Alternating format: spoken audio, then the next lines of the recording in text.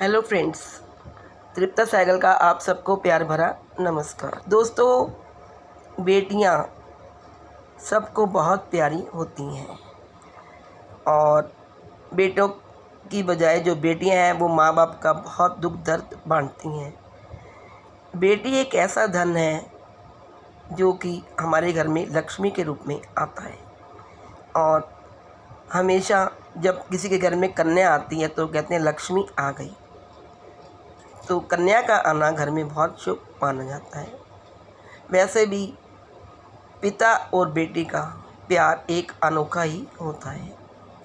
तो चलिए आइए इस संदर्भ में एक पुत्री अपने पिता से कितना प्यार करती है और पिता का अपनी पुत्री से कितना लगाव है, कितना प्रेम है, इस कहानी के माध्यम से जानते। एक पिता अपनी 4 वर्षीय बेटी मिन्नी से बहुत प्यार करता था।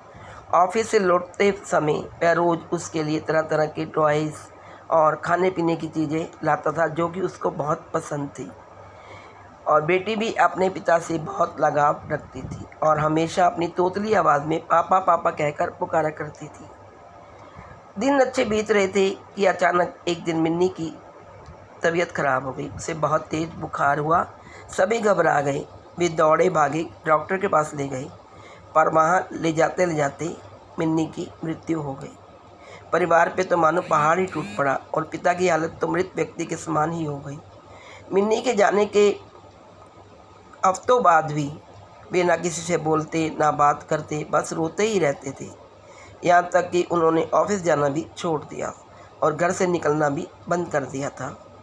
आस पड़ोस के लोगों और नाते रिश्तेदार ने उन्हें समझाने की बहुत कोशिश की, पर वे किसी की नहीं सुनते। उनके मुख से बस एक ही शब्द निकलता, मिन्नी मिन्नी। एक दिन ऐसे ही मिन्नी के बारे में सोचते सोचते उनकी आँख लग गई और उन्होंने एक स्वप्न देखा। उन्होंने क्या देखा कि स्वर्ग में सैकड़ों बच्चियाँ परी बनकर घूम रही हैं। सभी सफ़ेद पोशाकें पहने हुए और हाथ में कैंडल लेकर चल रही हैं। तभी उन्हें मिन्नी भी दिखाई दी। उसे देखते ही पिता बोले, मिन्नी मेरी प्यारी बच्ची, सभी परियों की मोमबत्तियाँ जल रही हैं, पर तुम्हारी मोमबत्ती क्यों बुझी हुई है? तुम इसे जला क्यों नहीं लेती? मिन्नी बोली, पापा मैं तो बार बार मोमबत्ती जलाती हूँ, पर आप इतना रोते हो कि आपके आंसुओं से मेरी मोमबत्ती बुझ जाती है। ये सुनते ही पिता की नींद टूट गई। उन्हें अपनी गलती का एहसास हो गया। वे समझ गए कि उनके इस तरह दुखी रहने से उनकी बेटी भी खुश नहीं रह सकती और वह पुनः सामान्य जीवन की तरफ बढ़ने लगी। मित्रों, किसी करीबी के जाने का गम शब्दों से बयान नहीं किया जा सकता, पर कहीं ना कहीं हमें अपने आप को मजबूत करना होता है और अपनी जिम्मेवारियों को निभाना होता है। और शायद ऐसा करना ही मरने वालों की आत्मा को शांति देता है। इसमें कोई संदेह नहीं कि जो हमसे प्यार करते हैं वे हमें खुश ही देखना चाहते हैं अपने जाने के बाद भी।